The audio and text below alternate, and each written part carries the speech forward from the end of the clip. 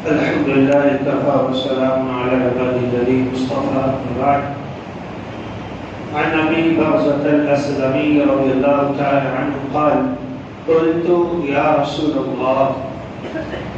سیدنا ابو برزہ اسلمی ایک صحابی ہیں، بیان فرماتے ہیں کہ میں نے سوال کیا، میں نے پوچھا اے اللہ کے نبی، دلنی علی عمل یدخلنی الجنۃ، کوئی ایسا عمل بتائیے مجھے جو جنت میں داخل کر دے. دلنی علی عمل، کوئی ایک عمل ایسا بتائیے جو مجھے جنت کے اندر داخل کر دے. غور کرنے کی بات یہ ہے کہ صحابہ کے جو سوالات ہوا کرتے تھے ان کے ذہن میں ہمیشہ جنت و جہنم کا مسئلہ ہی چلتا تھا کہ اللہ کے عذاب سے، اس کی گرفت سے، اس کی جہنم سے کس طرح سے بچا جائے، ہم جنت کس طرح سے حاصل کر سکتے ہیں. انہیں معلوم تھا کہ زندگی کا مقصد کیا ہے، سوال کتنا پیارا ہے. مجھے کوئی ایسا عمل بتائیے جو عمل مجھے جنت کے اندر داخل کرے. اللہ کے نبی نے کہا: امط الاذى عن طریق الناس، عوام الناس کے راستے سے تکلیف دہ چیز کو ہٹا دو. لوگوں کے راستے سے تکلیف دہ چیزیں ہٹا دو. یہ جنتیوں والا عمل ہے، یہ عمل آپ کو جنت کے اندر داخل کر دے گا. دیکھ رہے ہیں کتنی بہترین رہنمائی. ذرا غور کریں اس ٹکڑے پر اور موجودہ معاشرے کا جائزہ لیں. ہم جب شادی بیاہ کرتے ہیں تو جب تک روڈ جام نہ کر دیا جائے ہماری شادی نامکمل ہوتی ہے. کوئی بھی پکوان ہے، کوئی بھی کھانا ہے، راستہ روک کر کے ہم جو ہے کھانا بنائیں یا پارٹی شادی وادی کریں، یہ شریعت کے خلاف ہے. شریعت اس کی اجازت قطعی نہیں دیتی. شریعت تو یہ نہیں چاہتی ہے کہ کسی انسان کو ذرہ برابر نقصان پہنچے. وہ شریعت کس طرح سے کسی کو نقصان کی اجازت دے سکتی ہے جو یہ کہتی ہے کہ تم جب عبادت کرنے کے لیے آؤ، نماز پڑھنے کے لیے آؤ تو پانی بھی تمہیں زیادہ نہیں پلانا. اللہ اکبر. نماز پڑھنے کے لیے اگر آپ آ رہے ہیں، وضو کر رہے ہیں تو وضو میں بھی زیادہ پانی استعمال نہیں کرنا، بس اتنا ہی جتنے میں آپ وضو کر لے جائیں. جہاں عبادت میں اتنا احتیاط کرتا گیا ہو تو وہ شریعت کیسے عام حالات میں ظلم کی، سرکشی کی، گناہ کی اجازت یا کسی کو تکلیف دینے کی اجازت کیسے دے سکتی ہے؟ آتے ہو، عقیقہ ہمارا ہے، ولیمہ ہمارا ہے، شادی بیاہ کے مسائل ہیں، دیگر پارٹی ہیں، دیگر کھانے ہیں، روڈوں پر جو کیا جاتا ہے یا کہیں اور جو کیا جاتا ہے لوگوں کو کتنے آنے جانے میں تکلیف ہو رہی ہے، اس کی اجازت شریعت نہیں دیتی ہے. ابو ہریرہ رضی اللہ تعالی عنہ بیان فرماتے ہیں کہ ایک آدمی کا راستے سے گزر رہا تھا. راستے میں اس نے کانٹے دار درخت دیکھے، لوگوں کو آنے جانے میں ذرا پریشانی ہو رہی تھی. اس نے کانٹے کو دیکھا تو کہا ضرور بضرور میں اس تکلیف دہ چیز کو راستے سے ہٹا کر ہی رہوں گا تاکہ آنے جانے والوں کو پریشانی نہ ہو. اللہ رب العالمین کو اس کا یہ عمل اتنا پسند آیا فغفر لہ، اللہ تعالیٰ نے اس کی ساری غلطیاں معاف کر دی، یعنی اسے جنت میں داخل کر دی. چھوٹا عمل ہے، آپ اندازہ لگا لیں اگر راستے سے تکلیف دہ چیز کو ہٹا دینے کی وجہ سے انسان کو جنت کی ضمانت مل رہی ہے تو پھر آپ اندازہ لگا لیں کسی کو تکلیف دے کر راستہ روک لینا یہ کتنا بھیانک عمل ہو سکتا ہے. چھوٹا عمل ہے، جنت کا سبب ہے، لیکن اسی کے اپوزٹ میں چلے جائیں تو انسان کی جہنم کا بھی سبب بن سکتا ہے. ایک مسلمان کی زندگی معلوم ہے محاسن اسلام پر گزرنا چاہیے. یہودی ہے، نصرانی ہے، دیگر مذاہب والے ہیں، ہماری توحید کی بات سن کر کے وہ اسلام سے متاثر نہیں ہوتے. آپ توحید کرتے رہیں، نبی کا مقام بیان کرتے رہیں، لیکن وہ متاثر نہیں ہونے والے. اکثر و بیشتر ایسا دیکھا گیا ہے کہ جتنے لوگ اسلام قبول کرتے ہیں وہ اسلام کی جو خوبیاں، اسلام کے جو محاسن ہیں نا وہ دیکھ کر وہ اسلام سے متاثر ہوتے ہیں. لیکن ہمارے اندر اسلام کے محاسن کہاں، ہمارے اندر اسلام کی خوبیاں کہاں؟ پڑوسی کے ساتھ ہمارا سلوک نہیں اچھا، ماں باپ کے ساتھ ہمارا سلوک اچھا نہیں، راستے کا مسئلہ آ جائے تو لوگوں کو تکلیف دینے میں نمبر 1 رہتے ہیں، کسی کو گالی گلوچ کی بات آ جائے تو نمبر 1۔ ہم یہ نہیں سوچتے کہ ہمارے سامنے ہے کوئی غیر مسلم ہے، ہمیں اس کو اسلام کی جانب بلانے تو کم سے کم لہجہ یہاں پر نرم کر لیں، لیکن نہیں، ہمارا تصور تو یہ ہے کہ اگر غیر مسلم ہے تو اس کی گردن ہی اتار دیں گے۔ ہمیں شریعت کو پڑھنے کی ضرورت ہے۔ معلوم ہے یہ کتاب کتنی زیادہ ہے، یہ کتاب اتنی زیادہ اہم ہے۔ امام بخاری رحمۃ اللہ علیہ کی کتاب الادب المفرد، اس کے بے شمار 100 سے زائد شروحات اس سے لکھے، 100 سے زائد اس کتاب کے شروحات لکھے گئے۔ عربی میں یہ کتاب تھی، احادیث کا ذخیرہ تھی یہ کتاب، لیکن یہ جو شرح میں لے کر آپ کے سامنے حاضر روزانہ ہوتا ہوں، یہ شرح آپ کو انڈیا کے اندر نہیں ملنے والی۔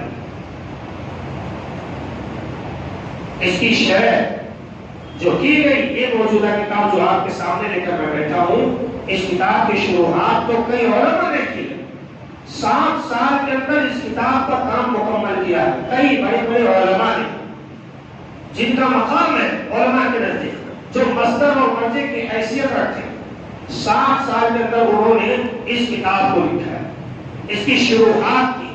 آپ اندازہ لگا سکتے ہیں کتنی زیادہ یہ اہم کتاب۔ بعض علماء تو یہ تک کہتے ہیں کہ جس طرح سے قرآن کریم ہر گھر کے اندر موجود رہتا ہے، اسی طرح سے مطالعے کے لیے اس کتاب کا ہر گھر کے اندر انتہائی ضروری ہے۔ روزمرہ کے مسائل، ایک دوسرے کے ساتھ رہنے کے طریقے، روڈ پر چلنے کے مسائل، انسان کی زندگی میں روزمرہ جو مسائل پیش آتے ہیں، ان سارے مسائل کو امام بخاری رحمۃ اللہ علیہ نے اس کتاب کے اندر جمع کر دیا۔ ایک عالم دین ہے پاکستان کے، وہ اپنے محلے کا واقعہ نقل فرماتے ہیں کہ میرے محلے میں بہت زیادہ لڑائی جھگڑے ہوا کرتے تھے، مجھے بڑا فکر رہتا تھا، میں شرم کے مارے اپنے گھر کے اندر گھس جایا کرتا تھا، لیکن کیا کرتا میں، اتفاق سے میری نگاہ میں علماء کی یہ شرح لکھی، میں نے درس دیا اور لوگوں کو تنبیہ کیا کہ آپ لوگ اس کتاب کو اپنے گھروں میں لے کر کے جائیں، پڑھیں یا نہ پڑھیں لیکن اس کتاب کو رکھیں۔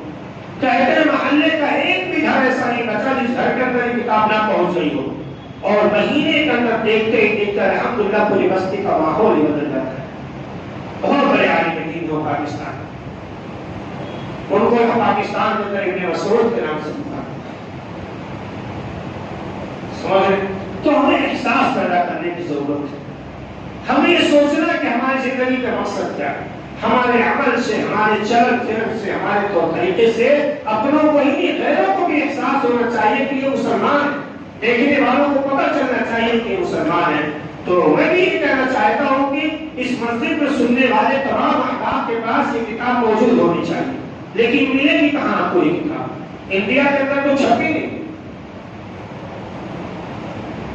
PDF کی شکل میں اگر کسی کو یہ کتاب چاہیے تو 2-3 لوگوں کے پاس، جیسے سمیر بھائی ہیں اور 2-4 لوگ ہیں، ذکی بھائی ہو گئے، ہمارے امام بھائی ہو گئے، ان لوگوں کے پاس جو اس کتاب کی PDF میں نے سینڈ کر دی۔ آپ لوگ اگر چاہیں تو PDF کی شکل میں اپنے واٹس ایپ پہ بنا لیں اور اس کے بعد جا کر کے فوٹو کاپی کی دکان پر اس کتاب کو بینڈر کروا سکتے ہیں، نکلوا سکتے ہیں۔ یقین مانیں کہ اس کتاب کی اتنی زیادہ اہمیت ہوگی آپ کے نگاہ میں پڑھنے کے بعد، آپ کے گھر کا ماحول بدل جائے گا انشاءاللہ۔ آپ کی زندگی میں یہ کتاب ٹرننگ پوائنٹ لا سکتی ہے، انقلاب لا سکتی ہے۔ اس کتاب کو ایسا مت دیکھو کہ یہ پڑھا جا رہا ہے، یہ کتاب ایمان کو تازہ کر دینے والی کتاب ہے، سمجھ رہے ہیں؟ یہ کتاب ہر کتاب گھر کی ضرورت ہے، اس کتاب کا ہونا بہت زیادہ ضروری ہے۔ ایک حدیث ہے، آپ سے یہ بیان کر دیتا ہوں، عبداللہ بن مسعود رضی اللہ تعالی عنہ کے بارے میں جانتے ہیں، بڑا مشہور صحابی ہیں۔ علی رضی اللہ تعالی عنہ حدیث کے راوی ہیں، بیان فرماتے ہیں کہ ایک دن اللہ کے نبی نے کہا کہ اے عبداللہ ذرا جاؤ میرے لیے مسواک لے کر کے دو۔ اب نبی کے لیے مسواک کی تلاش میں عبداللہ بن مسعود رضی اللہ تعالی عنہ گئے، وہ درخت کے اوپر چڑھے، ان کا ایک پیر پتلا تھا، تھوڑا لنگڑا پن تھا، سمجھ رہے، اور لگا کر کے چلتے تھے، پیر کا پتلا تھا۔ جب درخت کے اوپر چڑھتے ہیں تو کچھ لوگ ہنسنے لگتے ہیں اس بات پر کہ ان کی یہ ٹانگ پتلی ہے۔ اللہ کے نبی صلی اللہ علیہ وسلم قریب میں موجود ہیں، جب آپ نے دیکھا کہ لوگ ان کی ٹانگ کا مذاق اڑا رہے ہیں تو آپ نے کہا مَقْزَحَكُمْ، تمہیں ہنسنا نہیں چاہیے۔ لَرِجْلُ عَبْدِ اللَّهِ أَثْقَلُ فِي الْمِيزَانِ مِنْ أُحُدٍ، عبداللہ بن مسعود کی یہ پتلی ٹانگ جس کی وزنائی زیادہ سے زیادہ 10 کلو ہوگی، عبداللہ کی یہ پتلی ٹانگ جسے آپ آیتکار شمار کرتے ہیں، اللہ کی قسم اس ٹانگ کی وزنائی اللہ کے نزدیک احد پہاڑ سے بھی زیادہ ہے۔ عبداللہ بن مسعود کی یہ پتلی ٹانگ احد پہاڑ سے بھی زیادہ اللہ کے نزدیک وزن ہے۔ تو یہ کتاب ہمیں یہ سبق دیتی ہے انسان کے اندر کتنا بھی عیب ہو، آپ کو اختیار نہیں مذاق بنانے کا۔ آپ نے نہ اس کو آنکھیں دی ہے، آپ نے نہ اس کو ہاتھ دیا ہے، آپ نے نہ اس کو پیر دیا ہے، نہ آپ نے اس کو آکسیجن دیا ہے، نہ آپ نے اس کو خون دیا ہے، آپ نے ایک بھی چیز اس کو عطا نہیں کی۔ انسان کا پورا مجسمہ سر کے بال سے لے کر پیر کے تالو تک جتنی چیزیں ہیں رب نے ان سب کچھ عطا کیا ہے۔ جب دینے والا ہنستا نہیں تو تم پھر ہنسنے والے تم کون ہو؟ تم اگر دے نہیں سکتے تو پھر ہنسنے کا حق کس نے تمہیں دے دیا ہے؟ کسی کا مذاق میرے پیارے بھائی بنایا نہیں جاتا۔ اللہ تعالیٰ نے کلام پاک میں بیان فرمایا لا يسخر قوم من قوم عسى ان يكونوا خيرا، کوئی انسان کسی کا مذاق نہ بنائے، ہو سکتا ہو جس کا مذاق بنایا جا رہا ہو اس کا رتبہ اللہ کے نزدیک تم سے زیادہ ہے۔ دیکھو عبداللہ بن مسعود کی ٹانگ پر لوگوں نے ہنسا تو اللہ کے رسول کی پوری فضیلت بیان کرتی کہ اللہ کی قسم یہ 8-10 کلو کی ٹانگ جو پتلی سی جس پر تم ہنس رہے ہو اس کی وزنائی، اس کی قیمت، اس کی ویلیو اللہ کے نزدیک بہت پہاڑ سے زیادہ ہے۔ سمجھو تو کسی کا ہنسی مذاق بھی نہیں بنایا جاتا ہے۔ اللہ رب العالمین سے دعا کرتے ہیں مولا کریم ہم تمام مسلمانوں کو اللہ و رسول کے فرامین پر عمل کرنے کی توفیق عطا فرما۔ اللہ تعالی ہماری ساری عبادتیں، ساری نیکیاں، سارے خیر کے کام قبول فرما، سارے گناہ معاف فرما۔ آمین۔ وما علینا الا البلاغ المبین۔ والسلام علیکم ورحمۃ اللہ وبرکاتہ۔